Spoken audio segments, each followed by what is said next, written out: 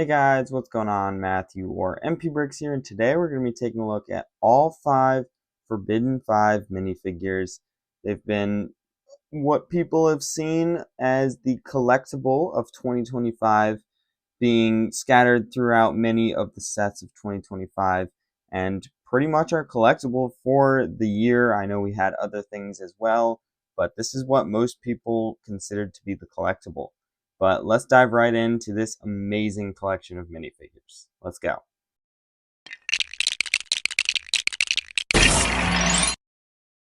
So here are the first two minifigures. We have Drex and we have Zark.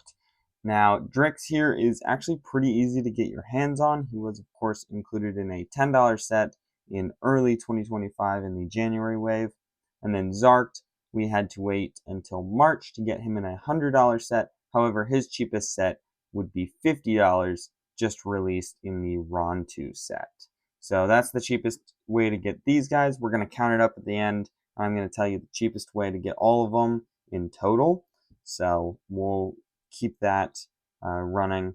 So starting off with their weapons, Drex has like these little, I guess they're almost like shears, which is kind of weird, but it's very bug-like, I think, which is pretty cool. And then Zark has this chain with a spike on the end, so nothing super special there. Starting off with Drex, he has a black Woo hat there, a black rice hat. He's got this dark red color scheme, which looks fantastic. He's got the black robes with gold trimming, which kind of opens up in the center for his chest because it's all spiky and stuff. And then it goes down the sides as well. Just a fantastic minifigure. Love the detail on this guy so much. I love how the red and the dark red and the gold works together. And of course the black robes look fantastic. I wish maybe we got maybe another different face print for a different set. Of course I understand why we don't get two because the hat doesn't really work with that. But awesome back print as well. You'll notice they all have this symbol, the Forbidden 5 symbol. So yeah, a really nice minifigure, and honestly, I really like that they're using the crystallized armor piece for him. That works really well in my opinion. So overall, a really good one, but honestly, just the least exciting to me personally, because of course he's included in a $10 set. Moving on to Zark now, he has this very unique helmet piece, which I don't know how I like it. It's cool in the show. Like it's not that bad in the show. However, in the show you can actually see through it. Let's see. I guess you can, yeah, if you get the light on him just right, you can see through it, but I don't know. I don't love how they did this. It's kind of weird, but removing it, you can of course go ahead and see his head print there. He's supposed to be, I think, like a panther or something. And it almost looks like he's got these green robes on, and he's this spirit locked up because of all the chains on it. So that's actually a really cool detail, and I love how that works out. I love his mouth as well with those teeth. So pretty cool character. On this one, you do get an alternate face because that would be covered up. And then around back, you've got his the Forbidden 5 symbol there as well. Nice that one of them gets a dress. It's just a little, or a cloak, whatever you want to call it. Just a little bit of a difference between some of them. So that's really nice to get that there as well. And of course, he doesn't have really an armor piece because this goes down and it doesn't work with an armor piece whatsoever. So two pretty cool minifigures. I like these two, but honestly, they're some of the least exciting to me, both because Drix is pretty common at this point. Also, he's included in a $10 set. And then Zark is very common in the fact that I have three now, I think. Yeah, I think it's three. But I have quite a few of him. But yeah, that's all I have to say about these two. They are very good minifigures nonetheless. But let's get on to the next two. Next up here, we have Rox and we have Kerr. Starting off with Rox, she has this Urukai sword, of course on the same sand green hilt as everyone else. And then Kerr has this nice kind of axe piece using that katana that goes all the way down, which is pretty cool. I like when they used this for the Oni, and I like they use it here as well. Pretty cool build in that regard. They both use the same hat, which I know some people were against. I don't know which one would be dark brown and which one would be regular brown, but both of these work perfectly fine in my opinion, so I don't really see a reason why they should change that. Seeing the Rock's face print here, it is actually printed really well. Usually you'd be able to tell that, oh yeah, it's a little bit orange, but no, this is pretty well white, and I like that quite a bit.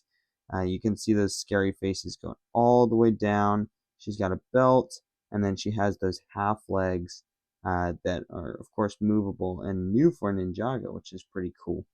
Turning her around, you can see the Forbidden 5 symbol. And overall, this one's probably like the least unique of all of them. It's kind of just basic robes and all, but still a good figure. I don't love that it covers up their eyes that much. I wish it was like just a little bit tilted and, further down but tilted like this so that you could see their eyes. Like from my vantage point right now and from y'all's vantage point in the camera, you can't see their eyes. So it's not very cool like that. Then moving on to Kerr, of course, removing that hat. She has kind of a zombified face there, which is pretty cool. I like what they did with her. I don't remember what it's some sort of like dog family type of animal that she is, and she's got those kind of mummy wrappings going all the way down. Uh, the legs up into the torso really remind me of the original Wildfire minifigure, especially with that belt in the orange. So that's pretty cool. Got a tan hand over here, probably wrapped up, and then she's got the green hand over here, and then you can see that fantastic arm printing. Pretty cool there. Love that they put so much detail into that. And then around back, you can see more of the wrapping and some hair coming out the back as well, and that is covering up the Forbidden 5 symbol there. So, two really good minifigures. I like these ones a lot. But honestly, I think the biggest thing is Rox is missing that cape. I wish we got a unique cape for her. Of course, you can grab like a Moro cape like this or something else to cover that, but she is, of course, missing it in the sets. Now let's get on to the last minifigure. So here's the last Forbidden 5 minifigure, and this is Noct, the first one we were introduced to. He's got this sword here, and overall, I really like this minifigure, probably because we got to see him quite a lot more than everyone else in the tournament. I really personally liked him a lot. He's got kind of this dumbed down brown color in there, which is pretty cool. He's not super unique either. However, I think it works really well. Of course, it's just his design, and I just think it's cool because I like the character in the show personally. The Forbidden 5 symbol there as well. He's got that footprinting, pretty cool figure overall. And then removing this, you can see his face print, which probably isn't perfect to the show, but honestly, it's kind of grown on me. It's getting better and better as I look at it more. And yeah, the biggest problem with this guy is he's got that shoulder pad as well instead of the cape. Honestly, I think the wolf warrior guy or whatever, the Beastmaster from I think it was minifigure series 27. I think his cape would be best. However, since he's actually really hard to find because, scalpers and all that, I'd recommend this cape, especially if you're an Ninjago fan. You can pull it off of a Bone Warrior or a Bone King, or you can just go buy a Bone King and pull it off. And he's a super cheap figure. There are other cheap figures that use it as well. So, yeah, this is a cool figure, just missing that cape as well. But a very nice one, and I am happy to have him in my collection. I'm personally happy that he comes in quite a few different sets, as well as I believe he comes in a book as well in Germany, I believe. So that's a pretty cool figure. Love this one. But let's take a look at all of them and hear what my thoughts are on all of them as a whole.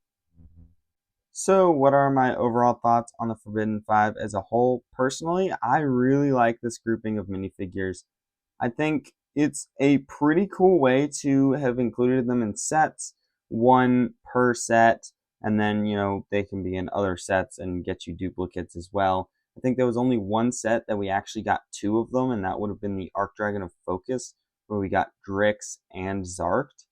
And yeah, I think this is a great lineup of minifigures. I think the biggest thing is that, of course, we're missing those capes for Noct and Rox. And then I think maybe we could have gotten more of Rox and Kerr in the sets. Of course, as of now, which I assume is going to continue on, they're not going to be in more sets later on. They might be, but this is just my thoughts that they're not going to be. That we're probably only going to get one Rox and one Kerr total. So that really stinks that we're only going to get one, and is definitely going to make them more expensive minifigures. But those are just my thoughts. Let me know what you guys think about this set of minifigures down below in the comments. Don't forget to like and subscribe, and don't forget that Jesus loves you very, very much. I'll see you in the next one. Bye.